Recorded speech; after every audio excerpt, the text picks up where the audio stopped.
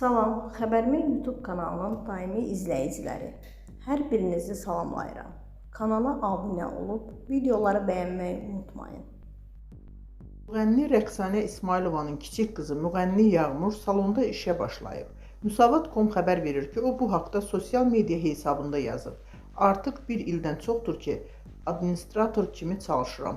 Anam da işimi bilirdi və bununla fəxr edirdi. Çünki mən öz istəyimlə işləməyə qərar vermişdim.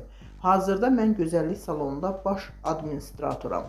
Bu yerə heç kimin köməyi olmadan tamamilə öz zəhmətimlə çatmışam. Çünki ayaq üstə dayanmaq, öz gücümlə irəliləmək istəyirdim. Mən supermarketdə işləmirəm, geyim satmıram. Mən prestijli bir gözəllik salonunun baş administratoruyam. Mən anamın həyatında baş verən bu dəhşətli hadisədən əvvəl işləyirdim. Bu o demək deyil ki, mənim maliyyə vəziyyətim pisdir. İşləmək ayıb deyil. Ayıb olan işləməmək və valideynlərin boynunda oturmaqdır. Məni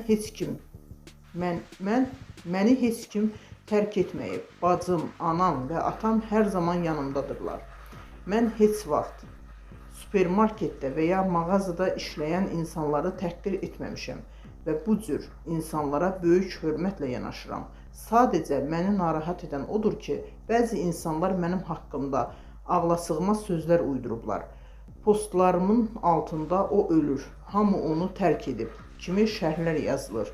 Xahiş edirəm, artıq bu mövzunu böyütməyin. Belə yazılar nə doğru, nə də hörmətlidir.